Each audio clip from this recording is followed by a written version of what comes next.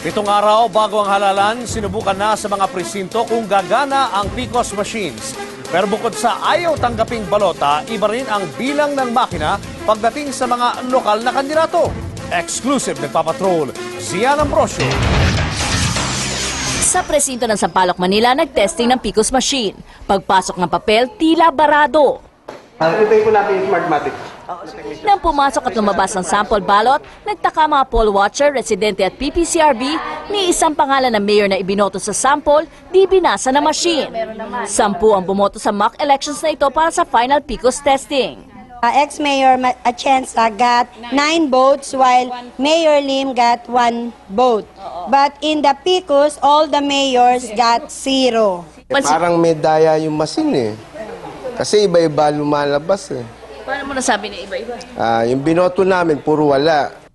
Sa Graciano Lopez Haina High School, sinubok ang PCOS sa 8 presinto gamit ang 10 balota. Sa 80 balota, isa lang ang botong lumabas para sa mayor. May bumotong isa kay Abad.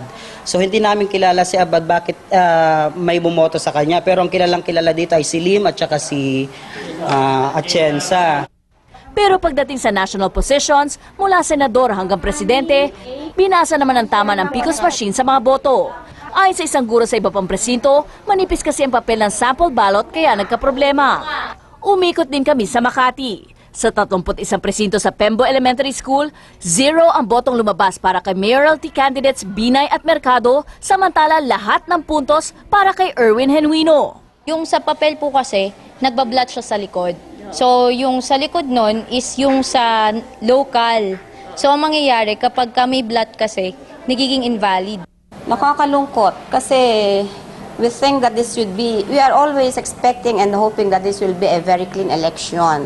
But as it appears, sa PCOS machine pa lang, parang hindi naayos. Umaasa mga guro at BI na maayos ang mga problema kahit 7 araw na lamang bago ang halalan. Zian Ambrosio, Patrol ng Pilipino.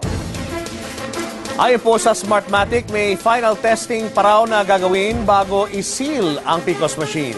Tinutugunan na rin ng COMELEC at Smartmatic ang mga nai-report na pangyayaring ito. Paliwanag pa ng Smartmatic, posibleng ang mga test ballots ang may problema dahil demo ballots lang ito at iba raw ang quality kumpara sa official ballots na dumaan na sa PCOS machines at dumaan na rin sa quality control.